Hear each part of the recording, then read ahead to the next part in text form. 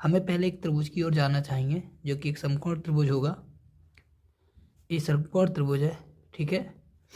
ये समकोण त्रिभुज क्यों है? क्योंकि ये जो दो भुजाओं के द्वारा जो बना हुआ कोण एक 90 डिग्री का होता है यदि त्रिभुज में, तो वो समकोण त्रिभुज कहलाता है। तो ये समकोण त्रिभुज है। अब इस समकोण त्रिभुज के सामने वाली जो भुजा होती है तो उसको हम कर्ण बोलते हैं।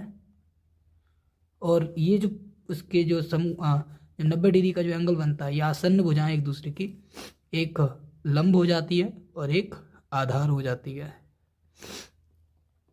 तो इस त्रिभुज के आधार पे हम इन त्रिकोणमितीय फलनों के कुछ मान निकालते हैं, जिसको हम याद रख सकते हैं लाल बटे के ए से।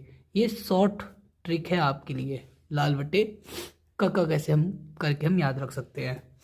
जैसे अगर साइन थीटा का मैं मान तुमसे पूछूं कि साइन थीटा या साइन एक्स बोल सकता हूं मैं कि इस फलन का मान क्या होगा, तो हम बोल सकते हैं लंब, पहला लंब और कर्ण, लंब बटे कर्ण। इसी प्रकार से हम सारे त्रिकोणमितीय मान लिख सकते हैं। जैसे कॉस एक्स हो जाएगा आपका आधार और यह है कर्ण, आधार बटे कर्ण। इसी प्रकार आगे की ओर चलें तो tan थीटा जो होता है, या tan x मान सकते हैं, tan x जो होता है वो होता है लंब बटे आधार। और आगे बढ़ते हैं चौथे अनुपात की तरफ, चौथे फलन की तरफ जो है cot थीटा, इसको हम बोल सकते हैं आधार बटे लंब।